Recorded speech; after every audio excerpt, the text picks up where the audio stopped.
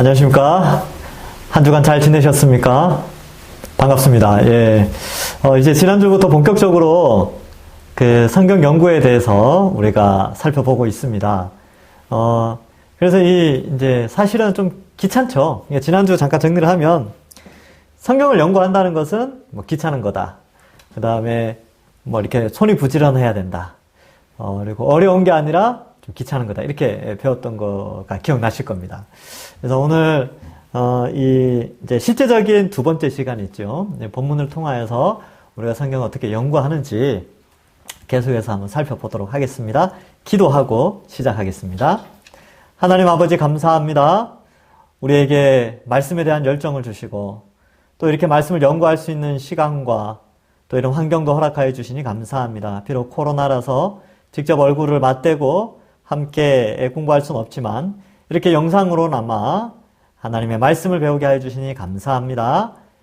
우리 스스로가 성경을 연구하여서 더욱더 깊이 있게 하나님의 뜻을 깨닫는 감동이 우리에게 있게 하여 주옵소서. 이 시간도 성령께서 우리에게 조명하여 주셔서 말씀을 잘 이해할 수 있도록 인도하여 주실 줄 믿사오며 예수님의 이름으로 기도하옵나이다. 아멘.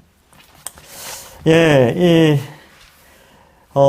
계속해서 이제 살펴보겠습니다. 여러분, 지난주에 제가, 그 숙제를 내드린 게 있죠. 어떤 숙제를 내드렸냐면, 7절부터 12절, 13절부터 14절의 내용을 한번 요약해 보십시오. 라고, 이제 숙제라기는 좀 그렇고, 그냥 이제 한번 해보시라고 제가 말씀을 드렸는데, 오늘 이 시간에 우리 같이 한번 해보겠습니다. 지난주 안 하신 분들도 있죠. 괜찮습니다. 뭐 검사하는 거 아니니까요. 못 할 수도 있죠. 안 할 수도 있죠. 바쁘니까. 근데 이제 이렇게 차근차근 따라오시면 됩니다. 예, 꾸준히 그냥 저를 따라오시면 되는 거예요. 자, 지난 시간에 이제 복습을 해보면, 이 문단이 나누어져 있는데 거기에 제목을 붙이는 게 필요하다. 근데 사실 제목을 붙이려면 여러 번 본문을 읽어야 된다는 것이죠. 그러면 여러 번 읽다 보면은, 이게 더 본문 자체를 잘 깨닫게 된다는 거예요. 그래서, 그런 부분을 한번 살펴봤고, 그래서 1, 2절에서, 이제, 제목을 붙인다면, 뭐 이렇게 했었죠. 바울은 에베소 성도들과 신실한 자들에게 편지를 쓰며 축복한다. 아니면, 바울은 에베소 성도들에게 축복하고 있다. 이렇게 뭐 간단하게 써도 된다는 것이죠. 3절부터 6절에서는 이제, 하나님의 사역에 대해서 설명을 하고 있는데, 하나님이 복주심을 찬양하고, 택하시고 예정하셔서 아들 되게 하심을 찬송해야 한다. 이렇게 간단하게 하든지 아니면 우리에게 복 주신 하나님을 찬양하라. 이렇게 해도 됩니다. 3절부터 6절을. 그리고 아니면 우리를 택하시고 예정하신 하나님을 찬양하라. 뭐 이렇게 해도 되죠. 좀 길게 쓰고 싶다. 나는 짧은 거 싫다. 나 짧게 쓰는 거 싫다. 이런 분들은 어때요? 신령한 복을 주심을 찬양하고 택하시고 예정하셔서 어때요? 거룩하고 흠없게 하시고 하나님의 아들들 되게 하심을 찬양하자. 뭐 이렇게 이제 제목을 쓰셔도 된다는 것이죠. 자, 7절부터 12절. 오늘 우리 이 부분을 같이 해볼 건데요. 7절부터 12절을 제가 읽어볼 테니까 어떻게 이 7절부터 12절을 요약할 수 있을까? 머릿속으로 한번 생각을 해 보시기 바랍니다. 우리는 그리스도 안에서 그의 은혜의 풍성함을 따라 그의 피로 말미암아 속량 곧 죄사함을 받았느니라. 이는 그가 모든 지혜와 총명을 우리에게 넘치게 하사 그 뜻의 비밀을 우리에게 알리신 것이요 그의 기뻐하심을 따라 그리스도 안에서 때가 찬 경륜을 위하여 예정하신 것이니 하늘에 있는 것이나 땅에 있는 것이 다 그리스도 안에서 통일되게 하려 하심이라. 모든 일을 그의 뜻의 결정대로 일하시는 이의 계획을 따라 우리가 예정을 입어 그 안에서 기업이 되었으니 이는 우리가 그리스도 안에서 전부터 바라던 그의 영광의 찬송이 되게 하려 하심이라. 아멘. 여러분, 읽어보니까 어때요? 요약할 수 있을 것 같아요? 어렵죠? 예. 우와, 이거 어떻게 요약하냐? 사실 이게 안 익숙해서 그렇습니다. 이렇게 요약해본 적이 없기 때문에. 그러면 제가 지난주에 말씀드렸죠? 이렇게 이 긴 문장을, 여러 개의 문장을 하나로 요약하려면, 이걸 어떻게 하나로 또 문장을 요약할까 하면서 어떻게 해야 되냐면 또 읽어야 돼요. 또 한번 읽어보죠. 그래서 우리는 그리스도 안에서 그의 은혜의 풍성함을 따라 그의 피로 말미암아 속량 곧 죄사함을 받았느니라. 그러면 7절부터 12절에서 어떻게 볼 수 있냐면, 요건 꼭 넣어야 되겠다, 요거. 뭘 넣냐면, 속량, 글자를 좀 크게 써야 되겠죠? 예. 나 찍은 거 보니까 글씨가 잘 안 보이더라고요. 속량, 곧, 죄사함.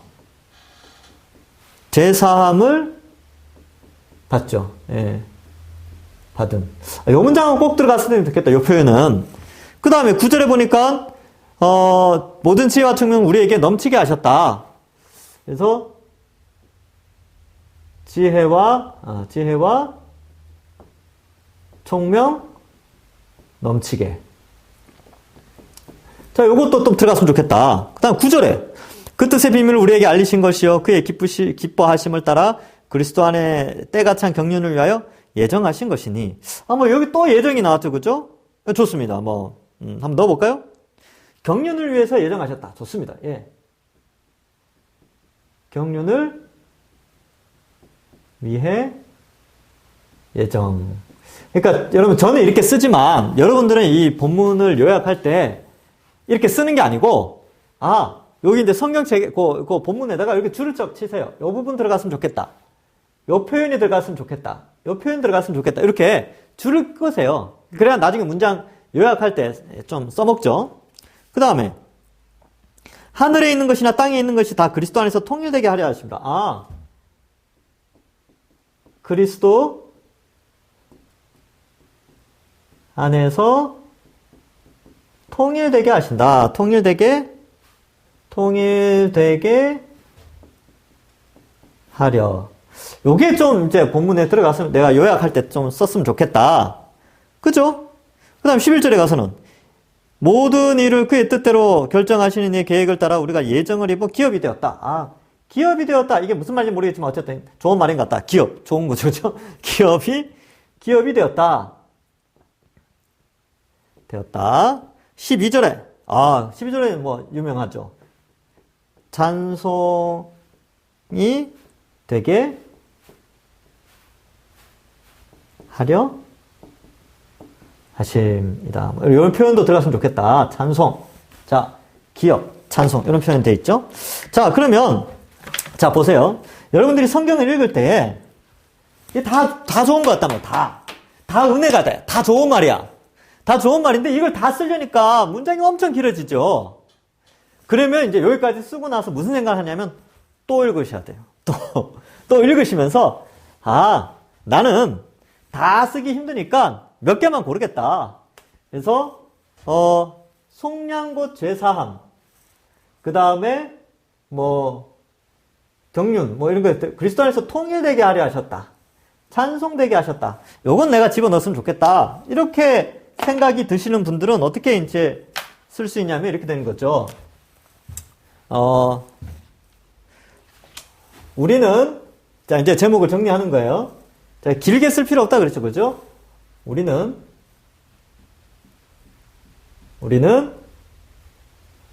여기 이제 속량 곧 제사함인데 이게 누구로부터 됐냐면 그의 피로 말미암아 이렇게 됐죠. 우리는 예수님의 피로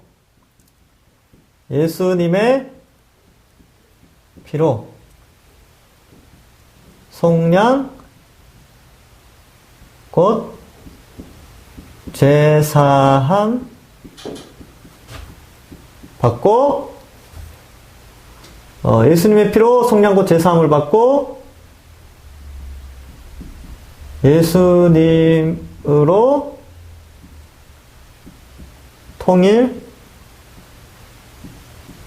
통일되게 하신 것을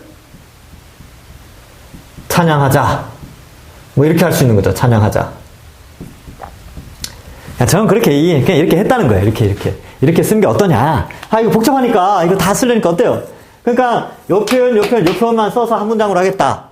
이렇게 저는 한 건데 이렇게 안 해도 돼요. 이렇게 안 해도 되고 우리는 예수 그리스도의 피로 속량 곧 제사함을 받아 제사함을 받는 것 우리가 그리스도의 피로 속량 곧 제사함을 받은 것은 지혜와 총명이 넘쳤기에 하나님을 찬송하자. 이렇게 해도 돼요. 아니면 그리스도로 말미암아 속량 곧 제사함을 받았으니 찬송하자. 이렇게 해도 되고 목사님, 저는 이도 저도 싫어요. 저는 그냥 우리는 찬송하자 이렇게 하고 싶어요. 예, 그것도 괜찮습니다.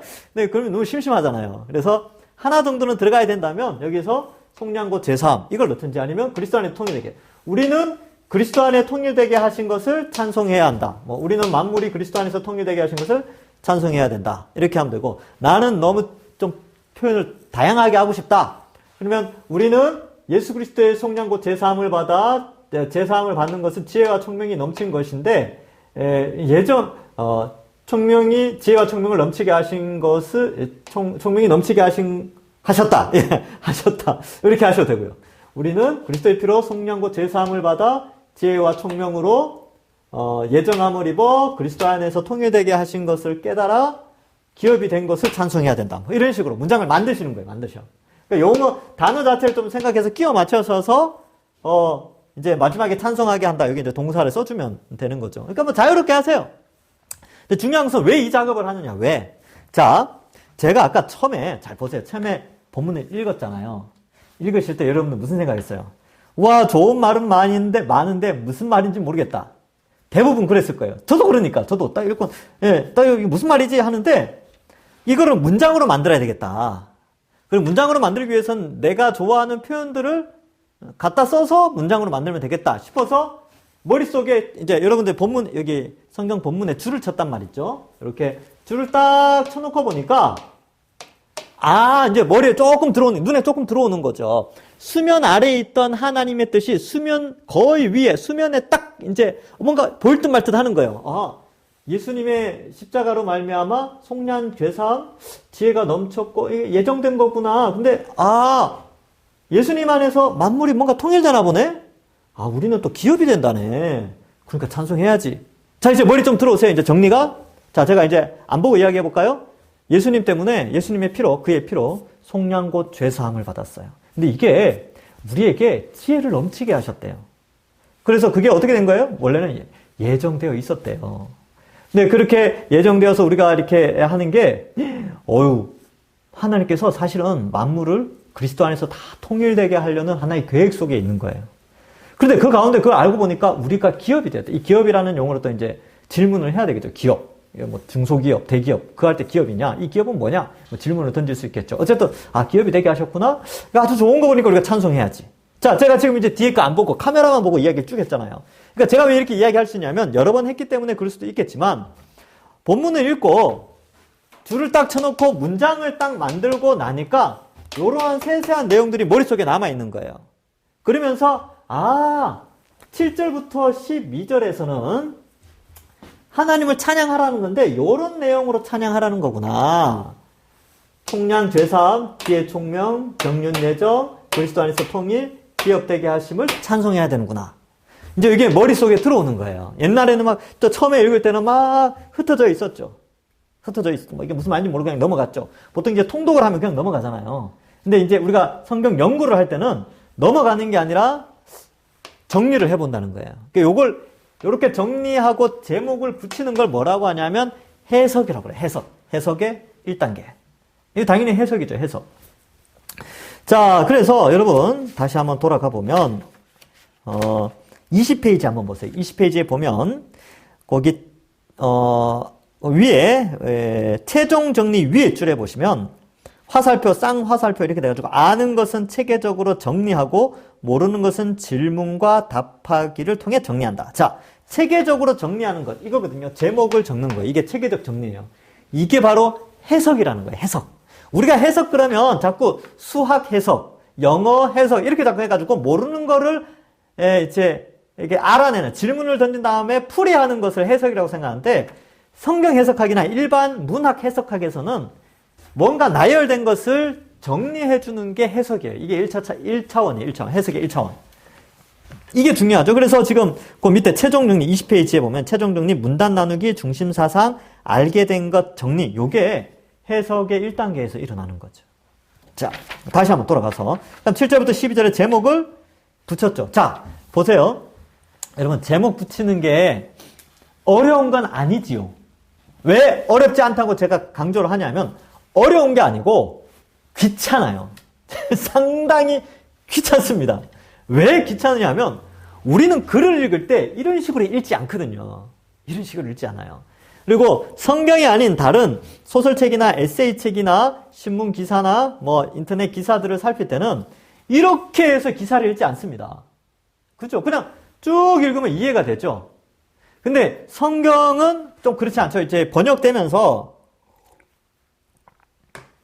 문장이 하나하나 끊기는 게 아니라 쭉 연결되어 있단 말이죠.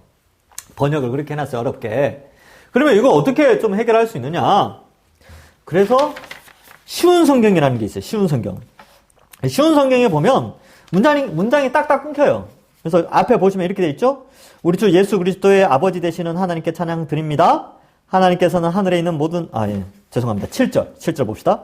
그리스도 안에서 우리는 그의 보혈로 자유함을 얻었습니다. 또한 하나님의 풍성한 은혜로 죄사함도 받았습니다. 하나님께서는 풍성한 지혜와 지식으로 우리에게 한 가지 비밀을 가르쳐 주셨습니다. 그것은 하나님께서 그리스도를 통해 우리를 구원하시는 뜻을 가지고 계시다는 것이었습니다. 때가 되면 하나님은 그 계획을 분명히 이루실 것입니다. 땅과 하늘에 있는 모든 것의 으뜸이 되신 그리스도 예수 안에서 하나가 될 것입니다. 문장 굉장히 쉽게 짤막짤막하게 있고 용어가 편하죠. 뭐 앞에는 통일된다 이런 표현을 썼는데 여기는 하나가 된다 이런 표현을 썼죠. 모든 것을 그의 뜻대로 이루시는 하나님께서 오래전에 이미 우리를 하나님 백성으로 예정해 놓으셨습니다. 앞에 이제 개역 개정에는 뭐라고 돼 있어요? 기업이 되게 하셨다라고 했는데 여기는 뭐라고 돼 있어요? 하나님의 백성 이런 용어로 바꿔버렸죠. 그죠? 그리스도 안에서 첫 소망을 가진 우리들을 통해 하나님께서는 찬양받기 원하십니다. 그러니까 쉬운 성경을 읽으면 조금 더 해석하기가 편하죠. 그래서 개역 개정에 보면 뭐 문장이 쭉 연결되어 있어요. 봐봐요. 8절 끝에 어떻게 되어 있어요?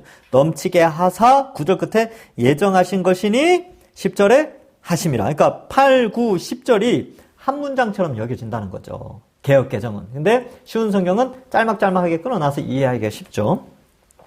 뭐 11절, 12절도 마찬가지죠. 이렇게 쭉 연결되는데, 그래서 이거 쉬운 성경 좀 참고하시면 되고, 어쨌든 중요한 것은 우리가 지금 이 양육 과정을 하는 목적이 뭐냐면 개인이 본인 스스로가 성경을 명확하게 이해해서 바르게 이해해서 하나님 뜻을 알기 위한 목적이죠.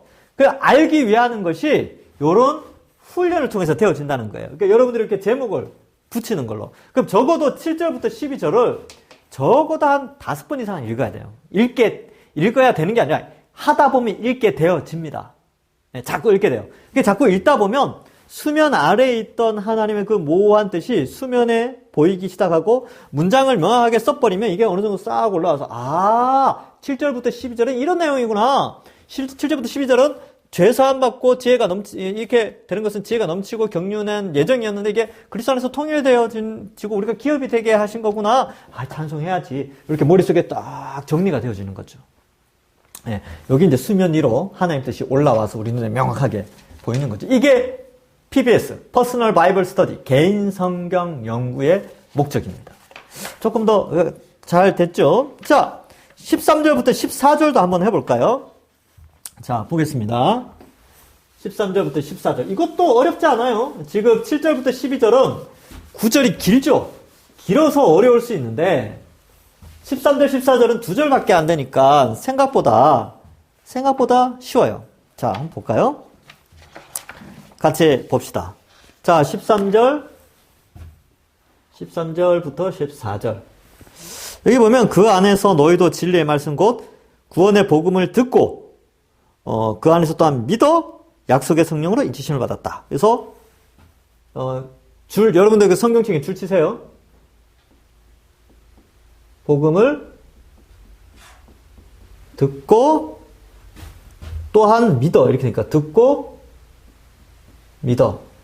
그러니까 듣고에 줄 치고 믿어에 줄 치시면 되죠. 그리고 약속의 성령으로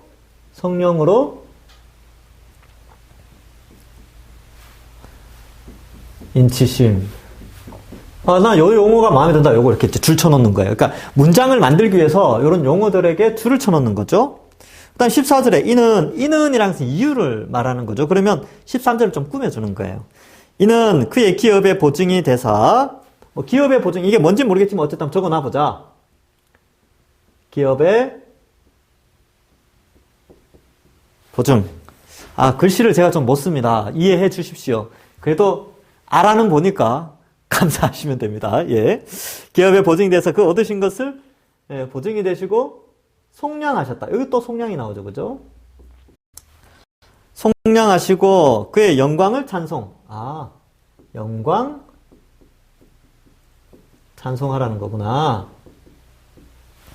자, 그러면 내가 여기 이 13절과 14절 읽어보니까 요런 용어들이 눈에 들어오니까 요런 것들을 좀 정리를 했으면 좋겠다. 제목을 좀 붙였으면 좋겠다. 그러면 어떻게 제목을 붙일까요? 이렇게 아까 주어를 써보면 우리는 이렇게 하죠. 우리는 여기 너무 옆으로 갔군요. 그러면 이거를 밑에다가 이제 써볼게요. 이제 문단에 제목을 써보겠습니다. 우리는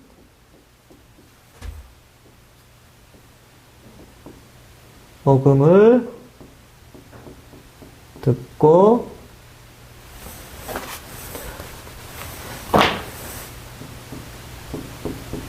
믿어 성령으로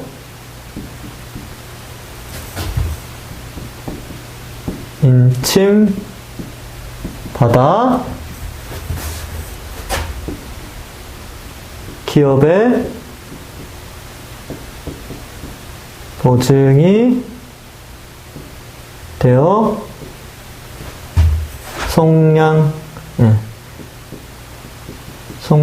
받았기에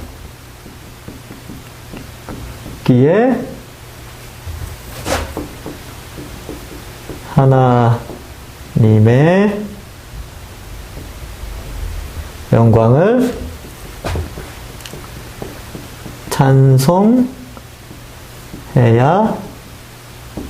한다. 저는 이렇게 썼다는 거예요. 지금 이제 여기 나오는 용어들을 다 줄친 다음에 문장을 만들었죠. 봐요. 우리는 복음을 듣고 믿어 성령으로 인침받아 기업의 보증이 되어 속량받았기에 하나님의 영광을 찬송해야 한다.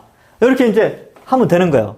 근데 귀찮죠. 그리고 또 이렇게 머리 쓰는 게 힘들어요. 그러면 어떻게 하느냐? 이런 용어들은 마음에 드는데 다 쓰기 싫다. 이거 힘들어요. 그럼 어떻게 하냐? 그냥 우리는 이 중에 하나를 해요. 뭘 할까요? 성령의 인치심을 받음을 찬송해야 된다. 이렇게 해도 돼요? 예, 그렇게 하셔도 됩니다. 그러면 13절, 14절은 성령의 인치심을 찬송하라는 거구나. 이렇게 하면 되는 거예요. 아니면 우리는 복음을 듣고 믿어 성령으로 인침받아 속량받았으니 찬송해야 된다. 이렇게 해도 돼요. 그러니까 여기 줄친 것들 몇 개만 끄집어내면 되는 거죠. 우리는 이렇게 해도 돼요. 우리는 이렇게 합시다. 우리는 속량받았기에 영광을 찬송해야 한다. 이렇게 해도 돼요. 제목을 그렇게 붙이는 거예요. 근데 이렇게 손이 움직여야 되죠. 손이. 자, 잘 보세요. 제가 여기서부터 여기까지 쓰는데 몇 분 정도 걸렸을까요? 좀 걸렸겠죠. 근데 사실 여기서부터 여기까지 쓰려면 여러분 성경을 또 몇 번을 읽어야 돼요. 시간이 좀 걸리죠. 다시 반복합니다. 성경 해석은 어려운 게 아니라 성경 해석은 귀찮은 겁니다. 그런데 귀찮은 것만큼 어떠냐 하면 수고를 하면 하나님의 뜻을 더 개인이 명확하게 알 수 있어요. 요 작업을 우리가 이렇게 할 수 있도록 하기 위해서 우리 믿음의 선배들이 목숨 걸고 성경을 번역했다니까요. 우리들이 이렇게 좀 공부하라고. 우리 종교개혁자들이 이렇게 성경 번역하면서 죽어간 이유가 우리 같은 일반 성도들이 이렇게 성경을 읽고 정리할 수 있도록 해주기 위해서. 여기 이제 하나님 아는 거죠. 하나님 어떤 분이에요? 우리의 신앙이 어떻게 생기고 어떤 복을 주셨어요? 우리가 복음 들을 때 믿을 수 있는 믿음의 선물을 주셨어요. 그리고 그거는 성령으로 인치신 거래요. 성령으로 도장을 찍은 거죠. 이거 인침 생각납니까? 요한계시록? 우리의 이마에 그리스도의 이름과 하나님의 이름을 인치신 거죠. 도장 찍은 거죠. 이마에 표를 받은 거죠. 인치심을 받아. 이게 도장을 찍는다는 거거든요. 그러니까 우리는 이마에 도장 찍었어요. 성령으로. 기업의 보증이 돼서 이 표현은 좀 이따가 한번 해봅시다. 이 표현 모르겠죠? 무슨 말인지. 그러면 질문을 던져야 돼요. 자, 26페이지 4번의 내용이 뭐냐면 궁금한 것이 있으면 각 문단을 기준으로 질문하고 답을 해보십시오. 자, 일단 답은 하기 어려우면 질문만 던져보세요. 기업의 보증이 뭐냐? 기업의 보증. 궁금하다. 끝. 그걸로 된 거예요. 해답을 못 찾으니까. 근데, 이제 사실 찾을 수 있죠. 쉬운 성경에는 뭐라고 돼 있어요? 성령이 우리와 함께 하실 때 우리는 하나님께서 약속하신 모든 것을 받을 것입니다. 이렇게 돼 있죠. 약속하신 것을 모든 것을 받는 것. 이걸 기업의 보증이라고 쉬운 성경을 말하고 있어요. 근데 쉬운 성경의 번역이 완벽하진 않습니다. 이거 좀 이따 설명할게요. 자, 그래서 기업의 보증이 되어 속량받았기에 하나님의 영광을 찬송해야 한다. 이렇게 이제 그냥 뭐 알아가는 거죠. 이렇게 정리를 하시는 게 좀 중요해요. 여기까지 하는 게 시간이 좀 상당히 걸릴 겁니다. 이제 저랑 여러분들이 같이 하니까, 이렇게 정리하면 되는구나 생각이 되지만 사실 막상 혼자 하려고 하면 시간이 꽤 걸립니다. 예. 그렇죠. 이제 우리가, 성경 통독을 하면 이렇게까지 안 하잖아요. 성경 통독하면 1절부터 14절, 이거 1분 안에 읽습니다. 그죠? 1분 정도 걸리겠죠. 1, 2분. 그리고 큐티를 하면요. 1절부터 14절까지 그냥 쭉 읽다가 마음에 드는 한 구절을 묵상하고, 오늘 내게 주시는 말씀이구나 하고 적용하고 넘어가면 돼요. 근데 PBS는 안 그래요. PBS는 퍼스널 바이블 스터디, 개인 성경 연구는 한자 한자가 다 하나님께서 축자 영감, 한자 한자 하나님께서 하나님 뜻을 나타내셨다라는 믿음 때문에 이것이 내게 감동이 되든지 안 되든지 상관없이 이 모든 게 하나님의 말씀이라는 것을 믿고 연구를 하는 거예요. 그래서, 어떤 사람은 7절이 감동적일 수 있고, 12절이 감동적일 수 있고, 13절, 14절이 감동적일 수 있죠. 그러나 성경을 연구하는 우리는 그게 나에게 감동이 되든지 안 되든지 그게 중요하지 않아요. 무조건 여기 나오는 본문 전체를 제대로 이해하려고 하는 거예요. 아시겠죠? 예. 그게 아주 중요한 거예요. 포인트입니다. 그러니까 이런 작업을 하면 은혜가 안 되던 구절을 유심 있게 쳐다보게 돼요. 그죠? 사실 전에는 복음을 듣고 믿어 성령으로 인치심을 받았다. 이 내용이 너무 좋았어. 그래서 14절의 내용은 머리에 들어오지 않았단 말이에요. 근데 지금 이 작업을 하면 이게 참 은혜가 돼. 너무 감사하죠? 근데 이 내용도 눈에 들어와요.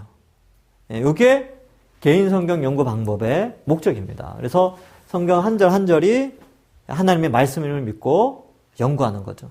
그 말씀 한 절 한 절이 내 맘에 교훈되도다. 네, 완전 축자 영감에 대한 찬양, 찬송가 노래입니다. 그래서 그렇게 아시면 돼요. 자, 이렇게 정리를 했죠. 그러면 거기에 이제 문단 나누기 내용 정리가 끝난 거예요. 그래서 이렇게 하는 겁니다. 목사님 그럼 시간이 엄청 오래 걸리겠네요? 네, 오래 걸리죠. 그러니까 여러분 이게 이제 한꺼번에 1절부터 14절을 하루 만에 끝내겠다. 그런 생각 하지 마세요. 그래서 오늘 월요일은 1, 2절 제목 붙이는 거 하세요. 그것만 해도 한 2, 30분 걸릴 겁니다. 화요일은 3에서 6절, 수요일은 7에서 12절, 목요일은 13절에서 14절 이렇게 제목만 붙이는 것만 해도 돼요. 그럼 뒤에 거 못하지 않습니까? 예. 초반인데 어떻게 다 해요. 그냥 뒤에 거는 넘어가세요. 예. 근데 사람마다 이제 좀 달라요. 연령대별로 또 다를 수 있는데 빨리 하실 분들은 빨리 하시면 돼요. 예. 어쨌든 이렇게 제목을 한번 붙여보시면 되고, 그 다음 2번. 중심사상, 내용 요약이죠. 그러면, 이건 또 뭐냐? 봅시다. 여러분들이 이제 여기다 적었을 거 아닙니까? 1절부터 2절 내용, 쭉 문단에 제목을 붙였죠. 1절, 2절, 3절에서 6절, 7절에서 12절, 13에서 14절. 이렇게 뭐라고 제목을 썼을 거 아니에요, 그죠? 죄송합니다. 선이 이렇게 올라갔네요. 이렇게 뭐라고 썼죠? 그래서 맞춤표 찍고, 3에서 6절도 뭐라고 쓰고, 했단 말이죠? 또 쓰고. 딱 썼는데, 중심사상이라는 게 뭐냐? 중심사상이라는 게 뭐냐 하면, 요거를 요약하는 거예요. 우선 성경 연구는 쉽다 그래 놓고 되게 어려운데요? 근데 사실 어렵다라기보다는 요거를 요약하는 게 귀찮은 거죠. 왜냐면 이게 안 익숙하니까. 이렇게 해본 적이 없으니까. 그리고 이렇게 하지 않아도 인생 살아가는데 전혀 문제가 없었거든요. 뭐 굳이 이렇게까지 해야 되느냐. 이렇게 늘 생각해 왔기 때문에 안 했죠. 근데, 해석학 책을 이제, 존 스토트라는 분의 성경 해석은 이렇게 하십시오. 아니면, R.C. 스프라울이라는 사람이 쓴 성경 해석은 이렇게 하십시오. 뭐 이런 사람들 있잖아요. 그죠? 뭐 이런 사람들이 쓴 책들을 보면 이렇게 하래요. 이렇게 하래요. 우리가 성경 연구할 때 이렇게 하래요. 그리고 또 뭐 어려운 신학자들이 쓴 책들도 다 그냥 이렇게 하래요. 그게 성경을 연구하는 거랍니다. 근데 제가 봤을 때에 이게 일반 성도들이 못할 거냐, 못할 수밖에 없는 거냐, 그렇게 생각하지 않습니다. 충분히 할 수 있어요. 시간을 내면, 집중을 하면, 집중성, 기억나십니까? 집중을 하면 가능해요. 근데 우리가 왜 이게 어렵다고 생각하냐면, 한 번도 해본 적이 없으니까. 이렇게. 근데 한번 해봅시다. 될지 안 될지. 그러면 이제 1절부터 2절의 내용이 뭐였어요? 바울은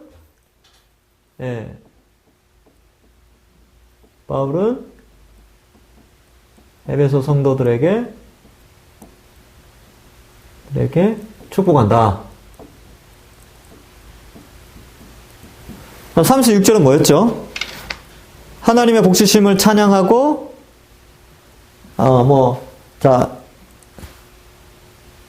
우리는 이제 앞으로 이렇게 쓸게요. 여러분, 제가 이렇게 번데기 모양으로 이렇게 하는데, 이게 헬라어에 데오스라는 단어가 있는데, 이게 하나님이에요, 하나님. 하나님이라는 단어인데, 요 단어를 요렇게 이제 약자로만 쓸게요. 왜냐면 이게 계속 쓰려니까 시간도 걸리고 공간도 많이 차지하니까. 그죠? 아이고. 그래서 우리는 하나님의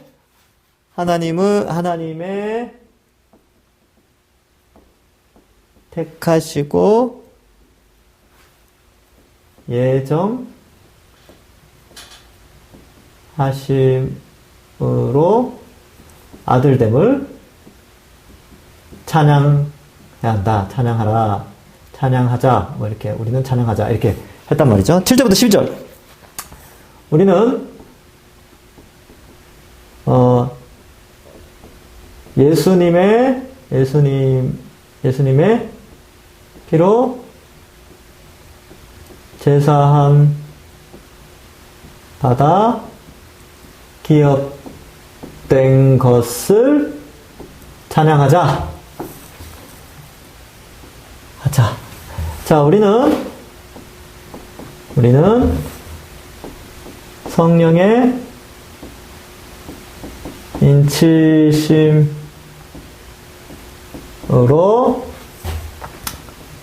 속량됨을 찬양하자. 간단하게 썼어요. 제가 다 지웠잖아요. 근데 이제 머릿속에 남아있으니까 대충 이렇게 썼어요. 자, 그러면 이걸 요약하자는 거죠, 요약. 이거 어떻게 요약합니까? 쭉 보니까, 이거는 뭐 굳이 우리가 이렇게 안 해도 되긴 하겠죠. 그죠? 그래서 뭐 이렇게 요 세 개를 중심으로 한다면 찬양하자니까 요약을 하면 찬양하자겠죠. 그럼 뭘 찬양하냐? 우리는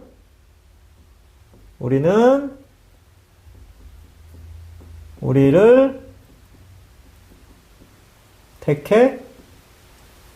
요것도 이렇게 합시다. 약간, 자, 죄송합니다. 이것도, 아까 했던 것처럼, 내가 꼭 쓰고 싶은 단어들을 먼저 이제 선정을 하는 거죠. 여러분들이 제목을 붙인 거에서, 나, 아들됨, 요거 집어넣었으면 좋겠다.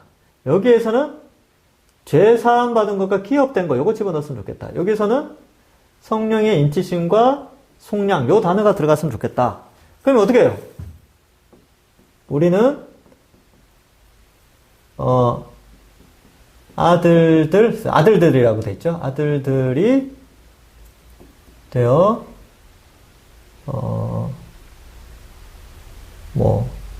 예수님의 피로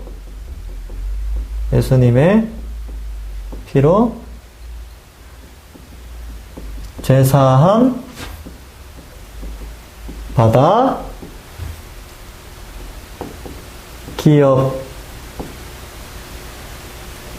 기업이 되었고 성령의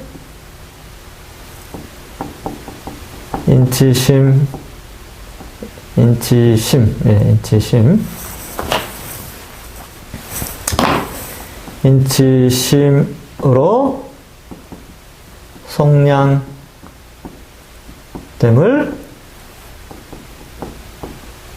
찬양하자. 이렇게 이제 하는 거죠. 이게 이제 1절부터 14절의 전체 요약. 1절부터 14절은 우리가 아들이 되었구나, 하나님의. 근데 그게 예수님의 피로 죄사함을 받아서 되었구나. 그래서 기업이 되었다라고 표현하는구나. 근데 우리는 또한 성령의 인치심을 받아서 속량함을 받았구나. 이 모든 걸 생각해 볼 때 우리 찬양해야 되겠구나. 이렇게 요약할 수 있다는 거예요. 그러면, 자, 보세요. 이제 누가 묻는 거죠. 에베소서, 뚜껑이 어디 갔지? 넘어갑시다. 에베소서 1장 1절부터 14절을 한번 이야기해 볼래요? 이렇게 물으면 뭐라 그래요? 이거 이야기하면 되죠? 우리가 아들 되었거든요. 예수님 때문에 하나님의 아들이 되었어요. 근데 그 예수님은, 예수님의 십자가 피로 죄사함을 받았대요. 그리고 우리가 기업이 되었다고 표현하고, 그건 또 성령이 또 인치셔가지고, 우리를 속량하셔가지고, 속량하셨대요. 그러니까 우리는 결국 이 본문에서는 이런 성부, 성자, 성령 하나님의 큰 복주심을 찬양하라는 뜻입니다. 이렇게 말할 수 있다는 거예요. 이렇게 한 게 해석이죠, 해석. 근데, 봐요. 그냥 한번 쭉 읽고 넘어가는 것보다, 이 쭉 읽고 이 가운데 마음에 드는 거 한 구절 뽑는 것보다, 이제 이 본문이 1절부터 12절이 뭘 말씀하려고 하시는지 하나님께서 우리에게 뭘 말씀하려고 하는지 어느 정도는 파악이 됐죠. 이게 개인 성경 연구의 목적입니다. 귀찮죠? 그쵸, 귀찮아요. 그러니까 여러분 욕심을 좀 버려야 돼요. 어떤 욕심을 버려야 되냐면, 내가 1년에 1독 하겠다. 뭐 이런 욕심 있잖아요. 그러니까 이거 그렇게 이런 연구 방법을 안 하신 분들은 성경 다독을 하셔야죠. 또한 다독도 필요합니다. 제가 다독을 하면 다독의 유익이 있어요. 성경을 전체적으로 또 이해할 수 있는 폭이 있으니까 그건 그대로 하시고, 근데 요거까지 하신다면 더 큰 무기를 가지는 거죠. 예전에 그냥 쭉 읽을 때는 몰랐는데 이렇게 읽어보니까 이게 이 본문이 이런 내용이었구나 라는 걸 알게 된다는 것입니다. 그래서 좀 잘 참고해 주시면 좋겠어요. 다시 한번 강조드립니다. 어려운 게 아니고 귀찮은 거다. 손이 부지런해야 돼요.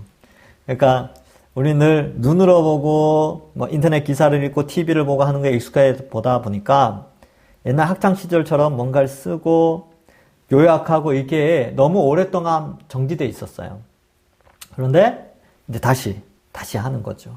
그러니까 개인 성경 연구, 결국 공부잖아요. 공부는 펜을 들어야 됩니다. 펜을.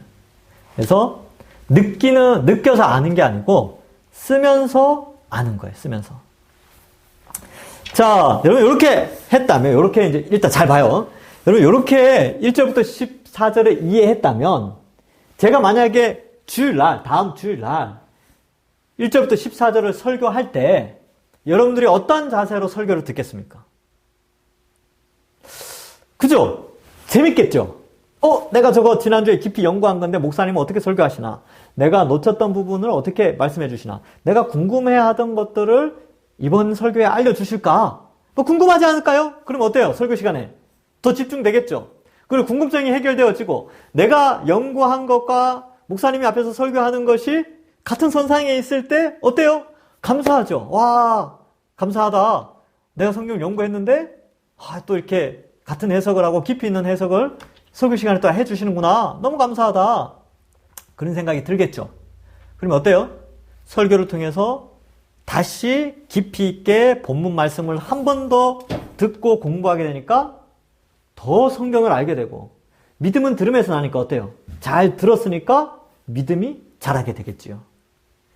그래서 이제 이러한 시스템이 있죠. 그러니까 제가 이 성경 연구를 하는 이유도 궁극적으로는 여러분들이 말씀을 좀 깊이 있게 연구하고 알아가면서 믿음이 자라도록 하는 목적이 있습니다. 뭐, 왜 하겠어요? 이거 뭐 괴롭히려고 하겠어요, 제가? 예, 뭐, 검사도 안 하는데, 뭐. 그러니까, 이런 목적이 있으니까 잘 따라와 주신다면, 믿음이 많이 성숙할 수 있고, 많이 알 수 있고요. 그 다음에, 잘 못 따라와도 상관없습니다. 그냥 영상 틀어놓고, 듣기만 하세요. 보기만 하시고, 이런 거였네? 하고 넘어가셔도 돼요. 예, 이렇게 연세 드신 분들은 또 이렇게 눈이 침침하잖아요. 그러니까 이렇게 하기가 쉽지가 않아요. 그러니까 그런 분들도 있으니까 괜찮습니다. 자, 그래서 중심사상이라는 것은 내용 요약이다. 전체를 요약하는 이런 거구나. 하고 이제 넘어가는 거죠. 사실 중심사상 이것도 시간 오래 걸려요. 막상 해보면. 혼자 해보십시오. 저랑 이렇게 같이 했으니까 금방 같이. 혼자 따로 하려면 시간 오래 걸립니다. 근데 하셔야 돼요. 예. 자, 3번. 예, 3번은 했던 건데 한 번 더 해보자 이런 의미가 있는데 3번은 뭐냐면 알게 된 걸 정리해보자는 거죠. 이것도 어려운 게 아니고 이것도 귀찮은 거예요. 귀찮은 거죠. 이거 상당히 귀찮아요. 강의하는 저도 귀찮네요. 자, 그런데 한번 해봅시다. 어려운 게 아니에요. 자, 성경 연구는 어려운 게 아니라 귀찮은 거다. 그러나 연구기 때문에 귀찮지만 해야만 하는 거고 공부하려고 마음을 잡았기 때문에 귀찮지만 한번 해봅시다. 자, 1절, 2절에서 알게 된 사실을 2가지 혹은 3가지로 정리해보세요. 그런데, 목사님 저는 한 가지만 알았는데요. 예, 한 가지 쓰시면 돼요. 자, 1, 2절에 알게 된 것, 뭘까요? 바울은, 첫 번째, 1. 바울은 하나님의 뜻으로 사도가, 그리스도 예수의 사도죠? 사도가 되었다. 요게 이제 첫 번째 알 수 있고, 두 번째로는 1절과 2절에서 바울은 에베소 교회 성도 곧 신실한 자들에게 성도와 이렇게 하죠. 성도와로 하는 게 낫겠네요. 성도와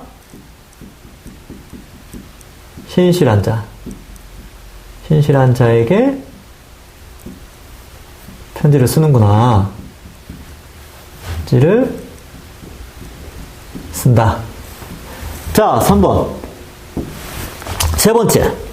하나님 우리 아버지와 주 예수 그리스도로부터 은혜와 평강이 너에게 있을지어다. 은혜와 평강은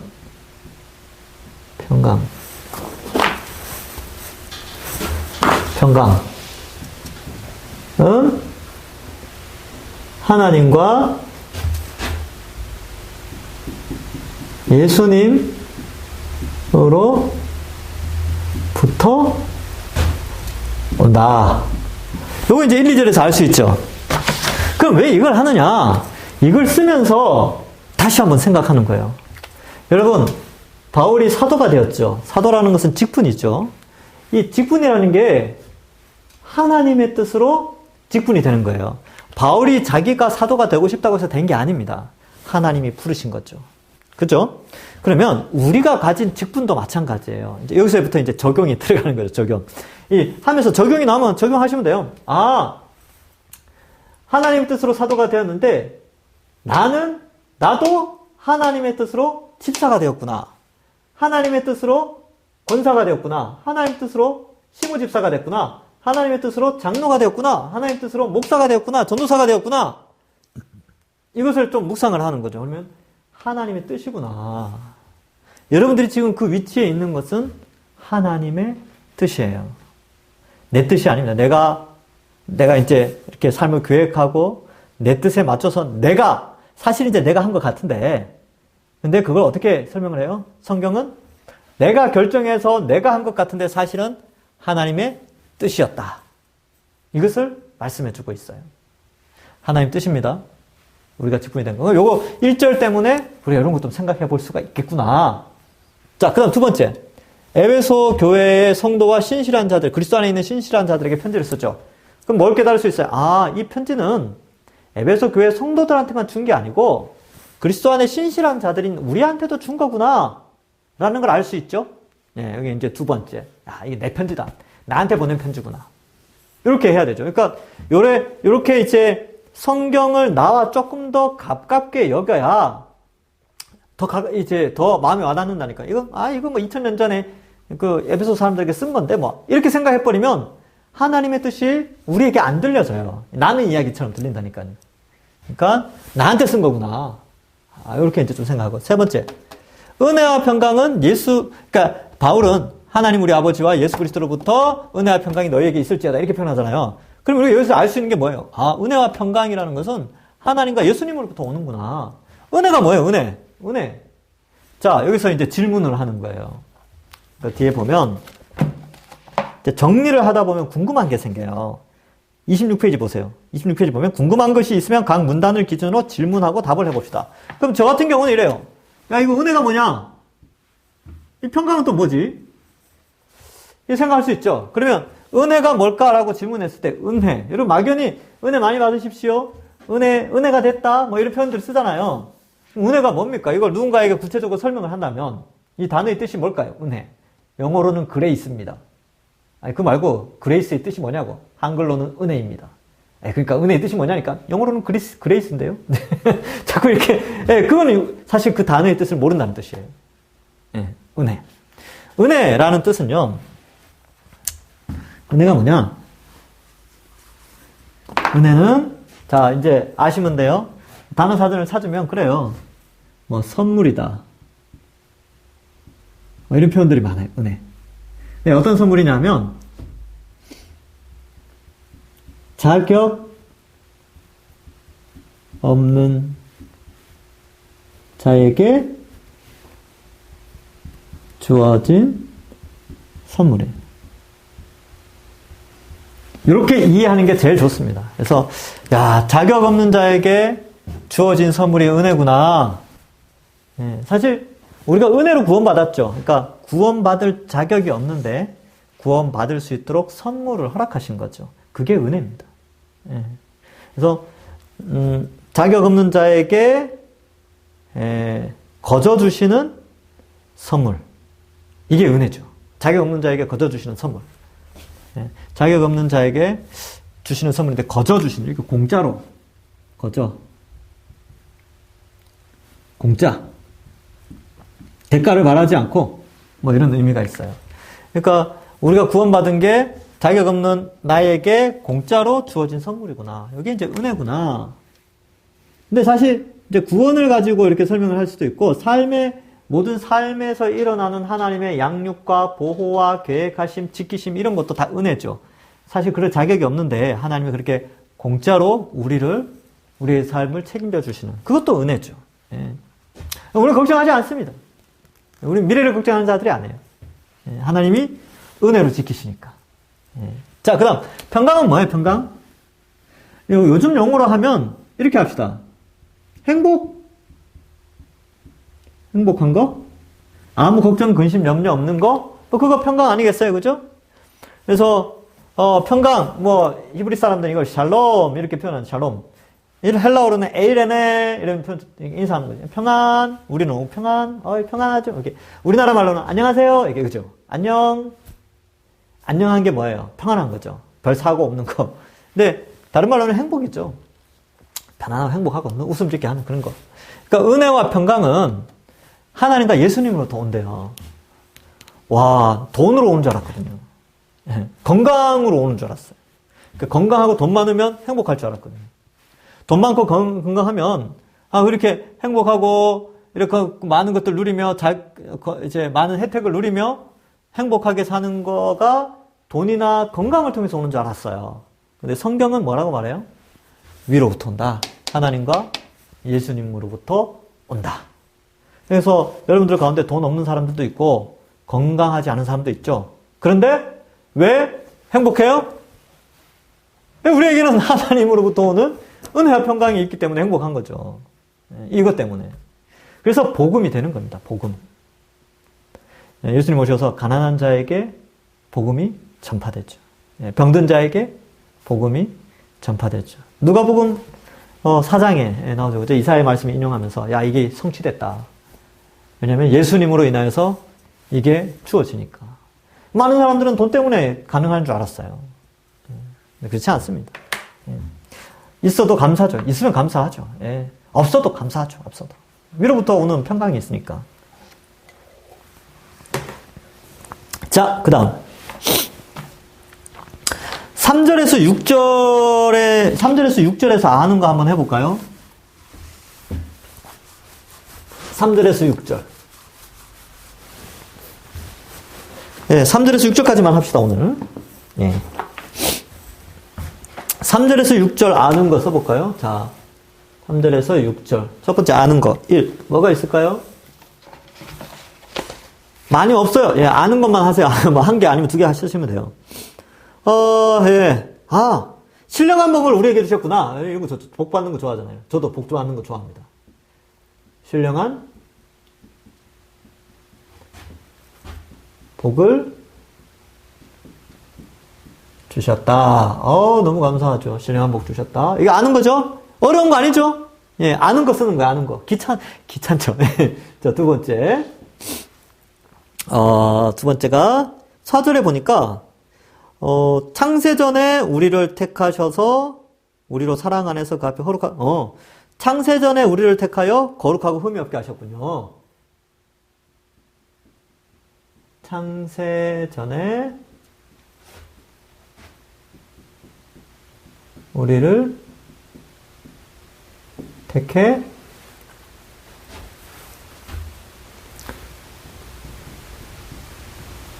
거룩하고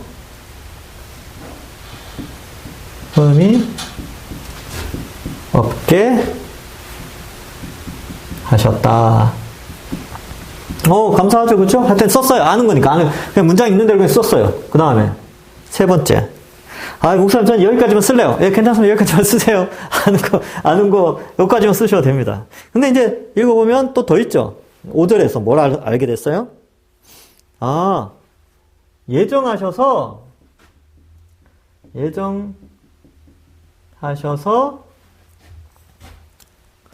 자기의 아들들이 되게 하셨다. 자기의 아들들이 되게 하셨다. 그죠? 감사하죠? 자, 그 다음에. 그죠? 예정하셨구나. 아들들이 되게 하셨구나. 그 다음에 또 뭐가 있어요? 6절에. 사랑하시는 자 안에서 우리에게 거저주시는 바, 그 은혜의 영광을 찬송하게 하려는 거다. 4번, 4절. 예. 4번. 어우, 잘 나오네요.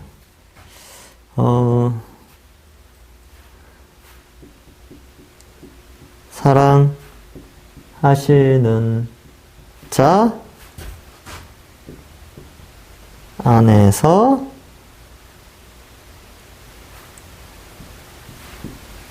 우리에게 거저 주신 은혜를 찬양하자. 이렇게 이제 쓸 수 있는 거죠. 자, 이렇게 알게 됐어요. 3절부터 6절에는 복 주신 거 알게 됐고, 거룩하고 흠이 없게 하신 거, 자기 아들들이 되게 하신 거, 거저 주신 은혜, 사랑하신 자 안에서, 이거 찬양하자. 이런 내용을 앞에 다 했던 거죠. 그죠? 했던 건데, 다시 복습한다는 의미, 머릿속에 체계적으로 정리한다는 의미에서 다시 한 거예요. 신령한 복 주셨구나. 거룩하고 흠 없이 자기의 아들들, 이거 거저 주신, 이런 거 있죠. 찬양하자. 이런 단어들을 좀 생각해 볼 수 있는데, 함께 이제 생각해 볼까요? 여러분, 신령한 복이라고 했는데, 사실 이게 3절이요. 3절에 하나님 돼 있죠. 성부 하나님이에요. 우리 주 예수 그리스도 성자 하나님이시죠. 신령한 복 돼 있는데, 이 신령한이 성령을 통해서 주시는 복이에요. 성령. 푸뉴마티, 이렇게 돼 있을 거예요. 성령을 통해서 주시는 복. 그러니까 성부, 성자, 성령이 주시는 복이에요. 삼위 하나님이 주시는 복. 이걸 주셨다. 삼위 하나님 우리에게 복 주시는데, 사실 4절부터 6절까지는 성부 하나님과 좀 많이 연결되어 있고, 7절부터 12절은 성자 하나님, 예수님과 연결되어 있어요.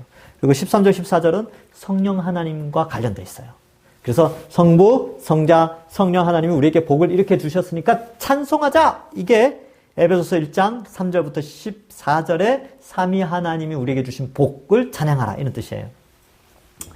자, 그런 의미에서 뭐 이렇게 해석할 수 있고, 야, 이 복 주셨구나. 그럼 이 복이 뭐냐?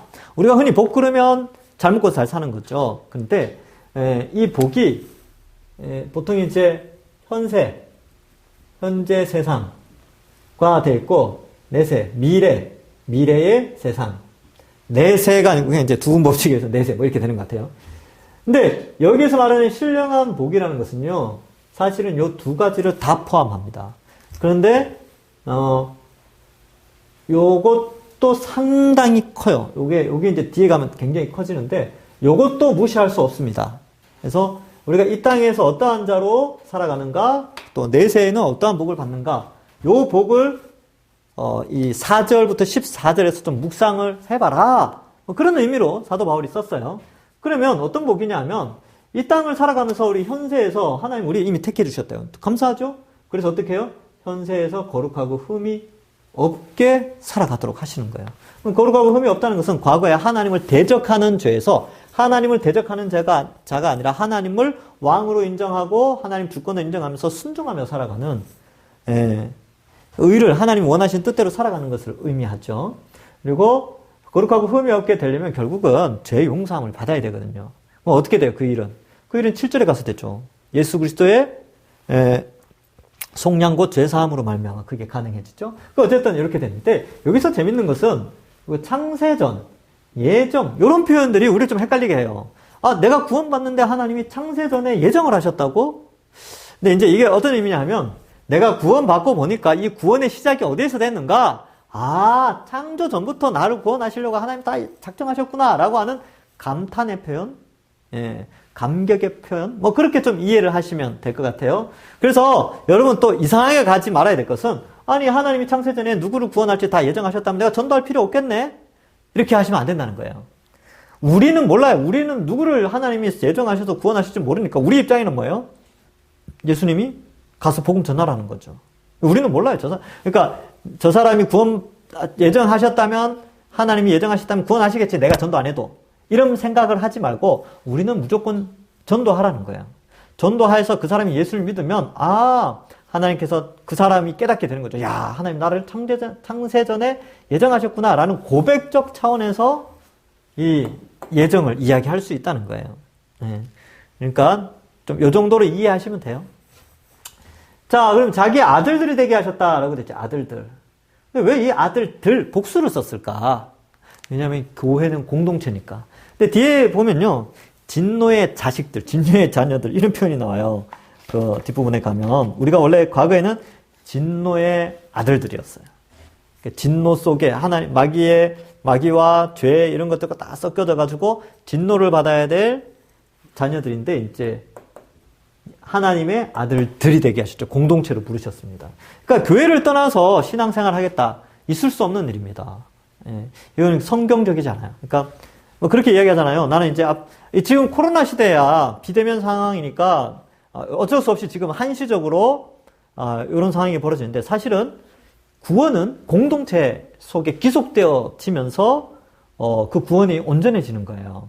그러니까 말씀을 듣고 서로 교제하고 그리스도의 몸으로서의 그런 움직임이 일어나는 거죠. 그러니까 구원받으면 그리스도를 머리로 한 그의 몸된 교회에 우리는 귀속되게 됩니다. 그죠? 그래서 아들들, 이 공동체를 강조하는 거죠. 그러니까 저는 이제 좀 걱정이 되는 게, 이 코로나 이후에 많은 사람들이 교회를 출석하지 않고 성도들과의 교제 없이 나는 영상으로만 예배 드리고 이제 앞으로 구원받겠다라고 하는 것이 굉장히 위험하다는 거예요. 왜냐하면 성경에서 말하는 교회론과는 맞지 않습니다.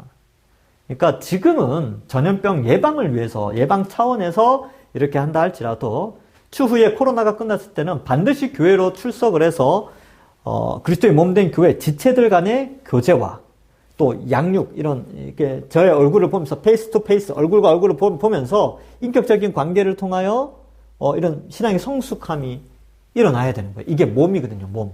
유기적인 몸이 그렇게 형성되어 있습니다. 그래서 아들들 공동체를 쓴 거죠.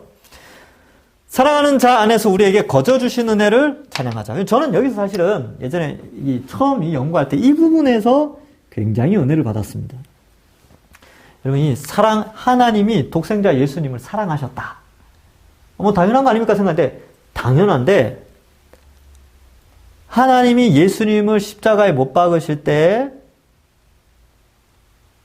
사랑하는 아들을 못 박으셨대요. 뒤에 이제 죄사함, 속량 곧 죄사함. 근데 우리를 용서해주기 위해서 하나님이 아무거나 한 게 아니라 가장 사랑하시는 거죠. 독생자 사랑하시는 자를 우리를 위하여서 십자가에 주셨어요. 그러니까 이 표현. 그 자식을 낳고 보니까 이 표현이 더 감동적으로 다가오더라고요. 사실은. 예. 야, 그렇구나. 사랑하시는 자 예수 그리스도를 주시면서 우리에게 공짜로 구원을 주셨구나. 그런 생각을 많이 했습니다. 그래서 찬양하지 않을 수가 없죠. 찬양해야 합니다. 여러분 혹시 시간 되시면 나중에 우리 홈페이지 디덕디덕 하셔가지고 예전에 제가 설교했던 거 이거 여러분 저 청빙할 때 제가 이 설교했잖아요. 다시 한번 들어보세요. 그러니까 이거 지금 이렇게 정리한 다음에 그 설교를 딱 들으시면 여러분 물론 제가 설교할 때 은혜를 받으셨겠지만 이렇게 연구하고 또 설교를 들으면 더 은혜가 됩니다. 더 감동이 돼요. 자, 오늘은 여기까지 하겠습니다. 자, 그러면 한번 해보세요. 7절부터 14절까지 아는 거 이런 형태로 1, 2, 3, 4 혹은 1, 2 뭐 두 가지 정도만 써보고 4번 26페이지 4번에 보면 궁금한 거 있죠. 궁금한 거. 궁금한 것도 한번 적어보세요. 기업이 뭔가 뭐 이런 거 있죠. 기업이 뭘까? 다음 주에 보증이 뭔가? 제가 이제 설교 시간에 다 했어요. 옛날 설교에 했는데 기업의 단어의 뜻, 보증의 단어의 뜻 이런 것들이 좀 궁금해지는데 설교 시간에 이걸 딱 이야기해주면 어때요? 아하! 그렇구나! 이렇게 되겠죠. 그죠? 적용이라는 것은 이제 이게 아까 얘기했던 이런 거 깨달은 다음에 이렇게 알게 된 거. 몰랐는데 알게 된 게 적용이에요. 지식이 들어가는 게 적용된 겁니다. 그다음 지식이 들어간 다음에 뭔가 삶의 변화가 있다면 그것도 적용이겠죠. 그렇죠? 그 두 개를 한번 생각해 보시고 기도 제목 이렇게 내서 사실 이 기도 제목 적어 놓은 이유는 원래는 이제 이 소그룹 이 양육 과정을 하잖아요. 그러면 마지막 이제 강의를 하고 이제 마지막에 모여가지고 뭐 5명씩 이렇게 모여가지고 5인 1조 해가지고 모여서 잠시 깨달은 거 나누고 서로 기도 제목 나누고 마치려고 했어요. 근데 이제 지금 그게 안 되니까 일단 그냥 이렇게 해놨어요. 예. 기도 제목 좀 적으시고 그렇게 하시면 되겠습니다. 다음 주에 3번의 7절에서 12절 요걸 하죠. 진도가 잘 안 나가는 것 같죠? 근데 요 앞에 한 1장, 2장은 좀 이렇게 좀 길게 한번 좀 가보려고요. 뒷부분은 좀 내용이 좀 그렇게 어렵지 않으니까 그렇게 한번 해봅시다. 다음 주에 뵙도록 하고요. 출석은 제가 출석 체크를 계속 합니다. 왜냐하면 꾸준히 출석 체크를 하신 분들에게는 좀 상을 드릴까 싶어서 그래요. 왜냐하면 물론 천국의 상이 크겠죠. 그런데 또 아주 작은아마 조그만한 선물이라도 하나 드리고 싶어서 출석을 좀 해주시면 되고 아마 난 선물 욕심 없습니다. 이런 분들은 출석 체크 안 하셔도 돼요. 단 열심히 잘 들어주시기 바랍니다. 출석 체크는 어떻게 하느냐? 매주 말씀드리지만 이은희 전도사님에게 개인 카톡으로 영상 잘 봤습니다. 뭐 출석했습니다. 이렇게 보내주시면 되고 그게 어려우신 분들은 단체방에 뭐 한 두세 네 분 정도는 그렇게 하셔도 됩니다. 서로가 이해해주면 되니까. 저 영상 잘 봤습니다. 이렇게 단체방에 올려주시면 감사하겠습니다. 오늘 하루도, 오늘 이 시간도 수고하셨습니다. 제가 기도하고 마치겠습니다. 하나님 감사합니다. 성경 연구를 우리가 배우는 때 사실 그동안 하지 않았던 이런 훈련들이라 좀 어렵게 여겨질 수 있는데 하나님 이게 어려운 것이 아니라 좀 귀찮은 그런 부분이 좀 있습니다. 하나님 이런 장애물들을 잘 극복해내고 하나님의 말씀을 잘 배워나가는 저희들 되게 하여 주옵소서. 한 주 한 주 양육과정을 하면서 우리의 믿음이 자라고 하나님의 말씀과도 더 가까워지는 저희들 되게 하여 주실 줄 믿사옵고 감사드리오며 예수님의 이름으로 기도하옵나이다. 아멘. 예, 한 주간 잘 보내시고요. 코로나가 또 확장되는 가운데 있는데 기도 많이 해주시기 바랍니다. 잠잠해질 수 있도록 다음 주에 또 함께 공부하겠습니다. 감사합니다.